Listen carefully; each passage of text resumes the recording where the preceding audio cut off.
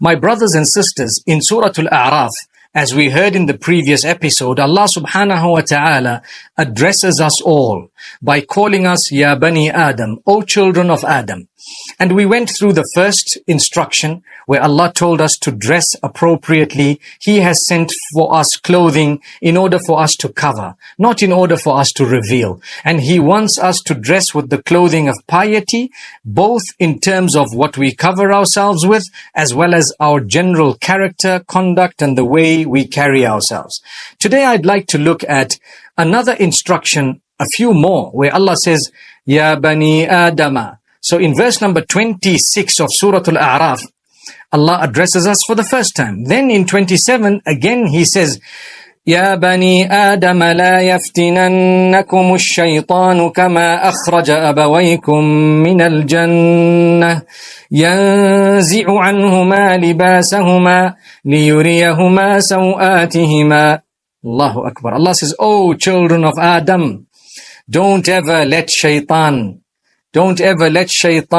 test you or abuse you or overcome you in any way. Make sure that you don't let shaitan trap you with his traps, because he has removed your forefathers from Jannah. He took your forefathers out of paradise, meaning He took Adam and Eve.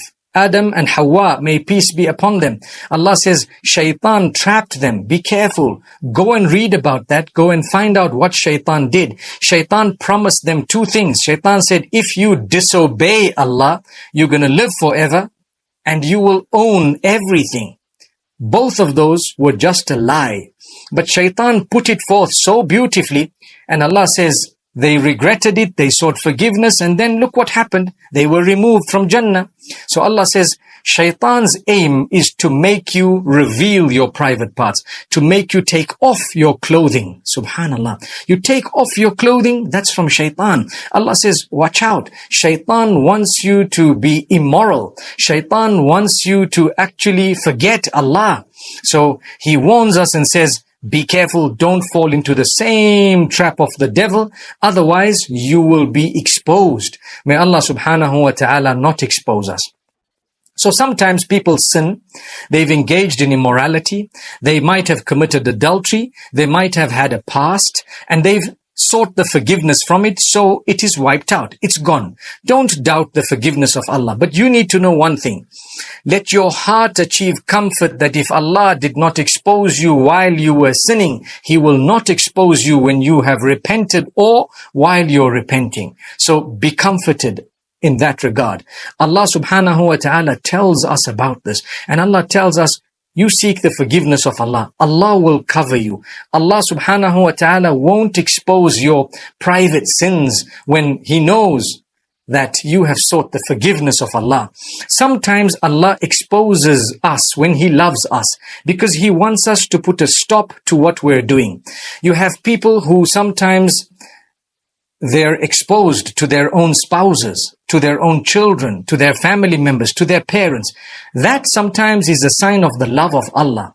If Allah didn't love you, He would have left you to continue committing the sin. But He loved you so much that He showed your wife what you were doing, or He showed your husband what you were doing, not because He hates you, because He ultimately loves you and He wants you to quit the bad.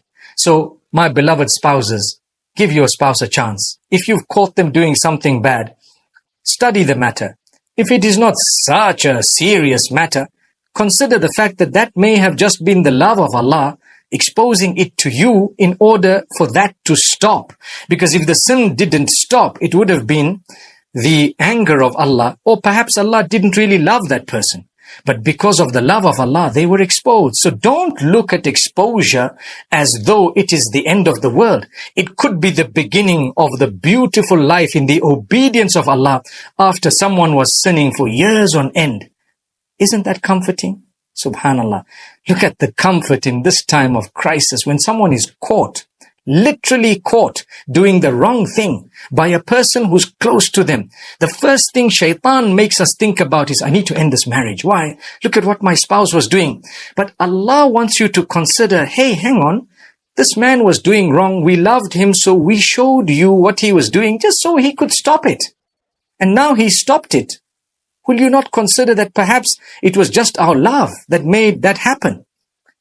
It requires a heart of gold to look at it that way. Subhanallah. May Allah grant that to us. The same applies to any other sins. When Allah has exposed you and you've quit it, that was the love of Allah. That was Allah wanting you to come. So this is why Allah says, watch out. It's a trap of the devil. But don't allow yourself to plunge further into it. Come out of it. Allah says, we won't expose you. The devil wants to expose you. But sometimes, if we have, while you were repenting or something of that nature, perhaps it was because we wanted this whole thing to stop. May Allah grant us ease. Let's move on. Allah says, Ya bani Adam khudhu zinatakum inda kulli masjid. You know, it's amazing. This is verse number 31 of Surah Al-A'raf. Before I actually translate it, let me explain something. The context of these verses, Allah speaking about the dress and the lessons from the story of Adam and Eve and Shaitan, how we should be dressing modestly. Shaitan wants us to expose and Allah wants us to cover. So Allah says, we've sent adornment. People adorn themselves to show other people. Sometimes it's the right people, your spouse, your family members, and you're doing it for yourself sometimes. But sometimes it's the wrong people. You're trying to impress those who couldn't even be bothered. You're trying to impress those whom, by impressing them, you're going to plunge yourself into crisis because you might end up doing the wrong thing altogether. Allah is saying, you really want to impress someone with your clothing? Well, impress Allah. Whenever you go to pray, wear the best clothing, apply perhaps a little bit of perfume if you're going to the masjid, and maybe look into wearing something that would be so presentable. Allah says, now I'm translating this verse, verse number 31, O children of Adam, take your adornment, wear adorning clothes. You know, wear beautiful clothing, lovely, modest, beautiful clothing, inda kulli masjid, at every place of prostration, which includes the houses of Allah. When you're going to the masjid, wear some good clothes. You're going to meet Allah. When you're about to stand on your musalla or sajjada or mat, prayer mat, wear some good clothing. You're standing in front of Allah. Wear some good clothing. Look presentable at least. Take a moment to check what you're looking like. It might be your last prayer and you're standing in front of the Lord of the worlds. Allah says, O children of Adam, when you come to pray, wear some good clothing. Wear some good clothing and eat and drink and don't be wasteful. Allah tells you don't be wasteful. Sometimes we're so wasteful just because we have and we forget that Allah is testing us. You might have, that doesn't mean you should be wasteful. And Allah subhanahu wa ta'ala is telling us, indeed, He does not like those who are wasteful. My brothers and sisters, Allah tells us in verse number 35 of the same surah, Surah Al-A'raf, that whosoever is conscious of Allah, makes amends, they will have no fear at all and they will never have reason to be sad. If you're conscious of Allah, you make amends, you improve yourself, you become a better person, you're constantly looking at becoming a better version of yourself every day, and you have a good relation with Allah, He says you will have no reason to fear and no reason to ever be sad. He will comfort you. And this is why Allah says, those who believe and do good deeds, we will indeed grant them paradise. We take a look at verse number 43 of Surah Al-A'raf. Allah says the people of paradise will be the believers who did good deeds and those who sought forgiveness. Paradise was created for those who seek forgiveness. Subhanallah. Have you sought forgiveness? Well, it's about time we ask Allah to grant us forgiveness. Let's change our ways and habits. My brothers, my sisters, Allah says, when the people will be seated in paradise, we will remove from within their hearts any hatred or jealousy or envy, no negative qualities whatsoever in the hearts of those who will be in paradise. So in this world, there is a little bit of jealousy, there's some hatred. Some of us, we have worked on those habits and some haven't. Allah says, when you get to paradise, you won't be jealous of one another. There won't be any ill feeling at all. وَنَزَعْنَا مَا فِي صُدُورِهِم مِّنْ غِلٍّ. We will remove from their bosoms that which was negative, the ghil, the negative feelings towards others, the envy, the jealousy, and so on. Allah says, removed. And the people of paradise, do you know what they will say? وَقَالُوا الْحَمْدُ لِلَّهِ الَّذِي هَدَانَا لِهَذَا وَمَا كُنَّا لِنَهْتَدِيَ لَوْلَا أَنْ هَدَانَا اللَّهُ. They will say, Alhamdulillah, all praise is indeed due to Allah who guided us to this. And we would have never been rightly guided had Allah not guided us. Subhanallah. Verse number 43, Surah Al-A'raf.